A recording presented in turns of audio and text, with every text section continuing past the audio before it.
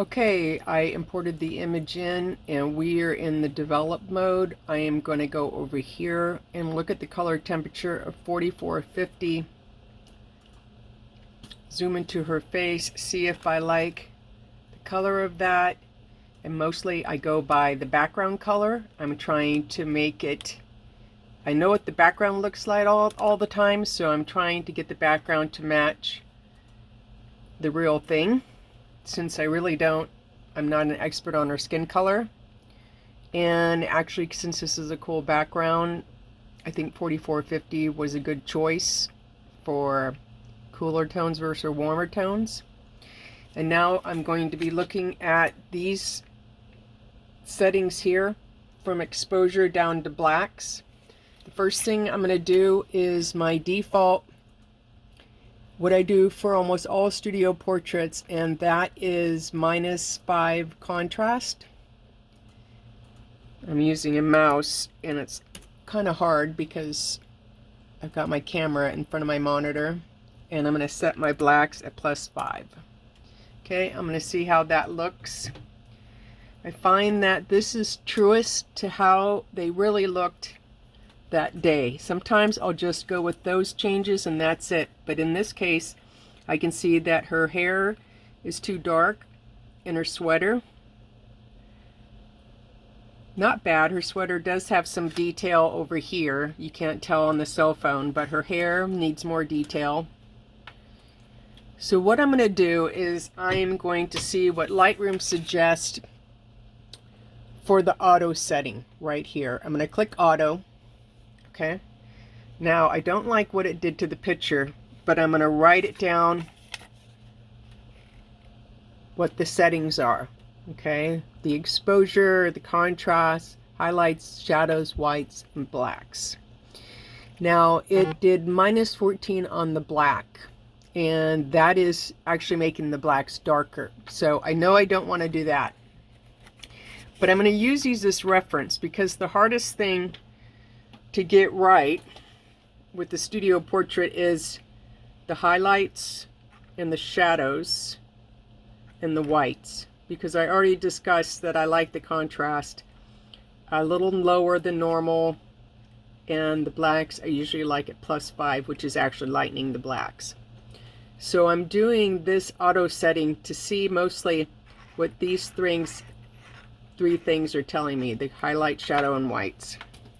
Okay, I'm going to go back to reset and put all these back at 0. And now I'm going to play with its suggestions and try the shadows at -56. And -56 is a lot. It's actually lightening the shadows on her face too. So I'm going to slide it just until I start seeing the hair lighten right there, +31. I'm going to do the black and the contrast at what I usually do. Okay, so I'm going to go back to my default of, I usually have this at +5 black, and I usually have the contrast at -5. But I might end up changing that, but this is just to play with it. Once I get this one image set, I'll be able to apply these settings to all the images and I'll go by faster. Okay. So the contrast is at -5 and the blacks are at +5. So I played with the shadows. Now I'm going to go with the white suggestion. It said go +45 white. Okay, it's lightening the whole picture, lighten the face and the background. That's 34. Now our nose is starting to wash out, so I'm going to go back, start at 0 again. Just slide it until I start seeing it take effect. I don't want to wash out the detail in the light areas of the face. Actually, I'm going up and down and kind of hyper focusing, and just to where I see it start lightening it, but not washing it out. Okay, like there, 28. Now I'm going to do the highlights. So the highlights are going to create detail in the light areas. So I'm going to slide it to the minus side, and it had said -57. So let's go to -57. So you can see it's making the picture muddy. It's reducing the highlights on the whole face. Take it back to 0. What's most important is that this highlight right on the tip of her nose and over here on her cheek, okay? We want that. We want there to be a brighter spot in the picture. You see this shine on the lip? That's called specular highlight. So that's where the flash is reflecting off the skin. So here, it's reflecting off the skin here, and there's a little white light here. And you have the little white catch lights in the eyes caused by the fill flash, and you did great with that. So I don't want to reduce the highlights to the point that this is gone, but I do want to make sure it's got detail. So I'm just going to slide it until it starts showing up. All right, -30. And it's borderline whether that's too much or not. I'm going to go back to 0 and just up and down, hyper focus till I just see the effect starting to take place. And that's usually with all the settings in Lightroom. You slide it until you see the effect starting to change place. You never want to overdo it.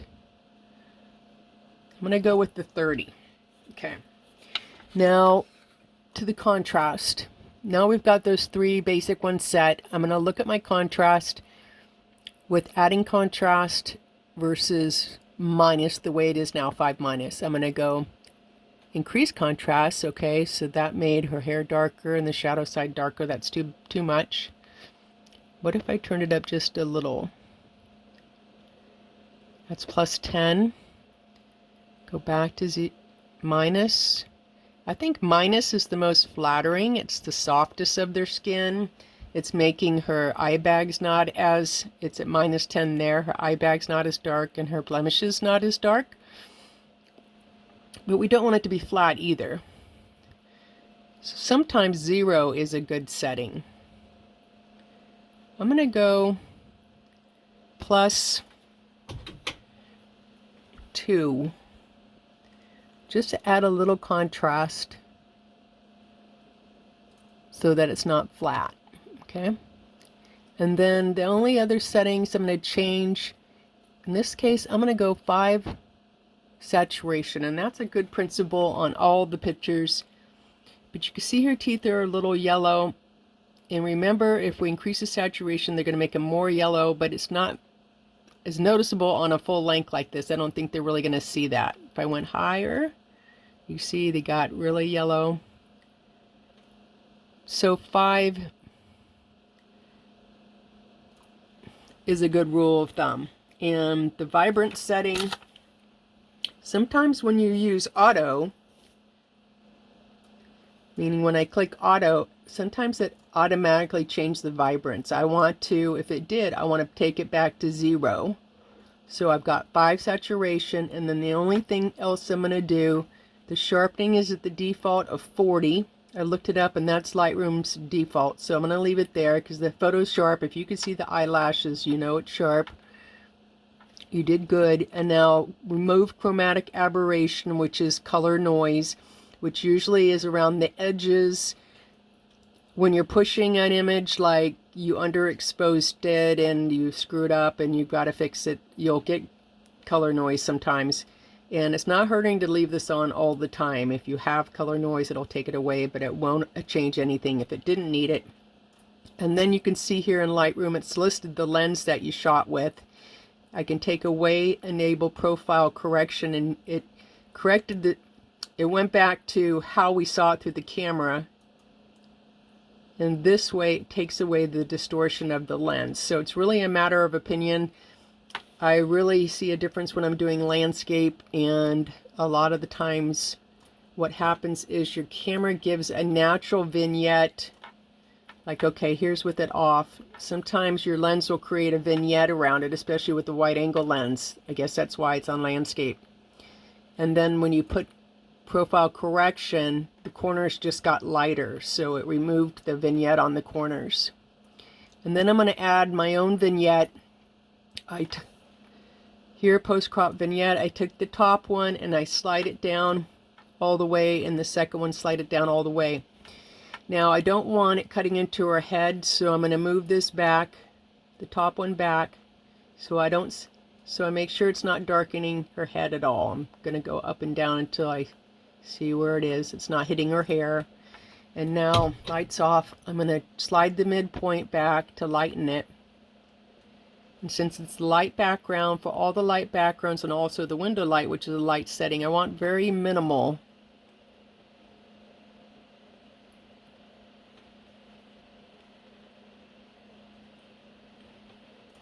I told you the wrong thing. The midpoint, take them both to the far left. The midpoint is what I want to do first to make sure the oval is big enough that it doesn't cut into her head there. Now the top one is the amount, and I'm lightening that till it's just very, very faint. These top right corner of the background always wrinkles, the fabric wrinkles, so I don't want to make it too dark.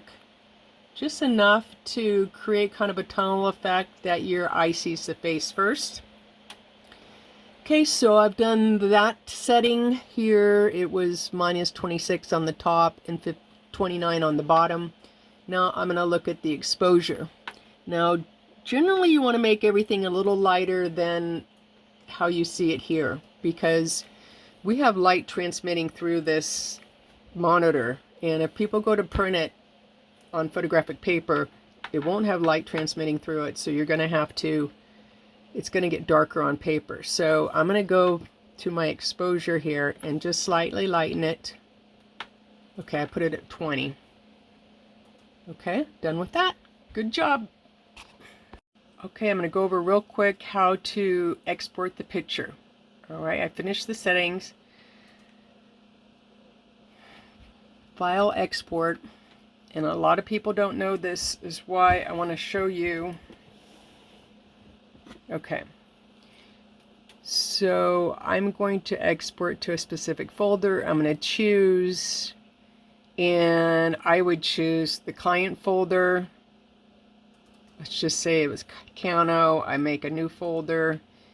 I'm going to put Cano, JPEGs, or whatever your client is. I know it's Isabel. Make that folder. All right, this isn't the most important part. Just going to accept that folder, and I am going to file rename. I'm going to custom name an original file number, and I'm going to put the client last name, say Cano, and I'm going to put the date. So I'll just do January 25, and you could do like by B-side. And so the example down here is how it's going to be on the thumbnail. Cano 01, which is the date, by B-side, and that's JPEG number 2218. So that's a good way to have your name on all the pictures that you're giving the client, and it also helps to keep your files straight, because now all your JPEGs have the client's name. I know it's not Cano, but you understand. Okay, file settings. These are highest quality 100. Once this is set, you won't need to change it. Image format JPEG, color space sRGB. Now this is the important part, resize to fit. Okay, so most computers are set at width and height. You don't want that, because you don't want your file to be bigger, any bigger than it needs to be, meaning you want it to be a high enough resolution that you can make a large print from it, but you don't want it to be so big that it's taking up extra room on your hard drive or your computer and you have less storage space. So I choose long edge, which means short edge versus long edge. Which means whether it's a horizontal or a vertical, it's going to be the long edge. And so I set it at 12 inches at a resolution of 300 pixels per inch. Okay, because a standard digital file is the size of an 8x12 picture. Remember, our old school photos used to be 8x10. Those were from the film days. Now a standard size photo is 8x12. Okay, that doesn't crop off any of your photo. And depending on how high of a resolution camera you have, the lab likes you to size them at 8x12 at 300 resolution. You're probably going to end up with a JPEG that's somewhere between like 5 and 8 megabytes, which is plenty big enough. When I sell a high-res file to a client, anything over 2 megabytes is considered high-res. We can look at what this is. This picture is after we export it. We can look at the properties of it. Okay, output sharpening, I don't use that. Metadata, that's up to you. If you use it, watermarking, that's up to you. Post-processing, I don't use that. Okay, so the most important part was set this at long edge, 12 inches by resolution 300 pixels. And whether your picture is taken horizontally is a 12 by 8 or vertically is an 8 by 12, it's going to fix them all the same way. So right now I'm going to export this to my desktop so I can find it.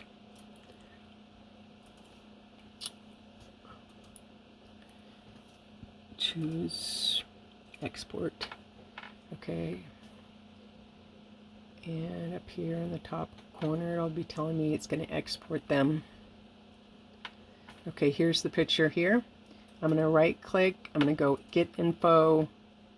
It tells me it's a 4 megabyte file, which is big enough to make a 16 by 24 photo from. So that's plenty big enough to give to the client. Okay, that's it. One more quick video to set all the images at the same setting. So since I only had one example of yours, I'm going to say these 8 pictures. Or for example, on this portrait session I did, I go to the first image in the develop mode and I set all my settings, right? And I like it. Now I go back to the library and I select all those from this group. I highlight the first one, I hold down the shift key on my keyboard. All the ones where I took in that same exact lighting, I think I'll just do all the full lengths because the vignette's going to be different on the close-up. Okay, go back to the develop mode. I'm in the develop mode. I'm back on that first picture and I'm going to go down here to the bottom. Sync. This screen opens synchronize settings. I can check all or check none, which means any of the settings that I set here are all selected here.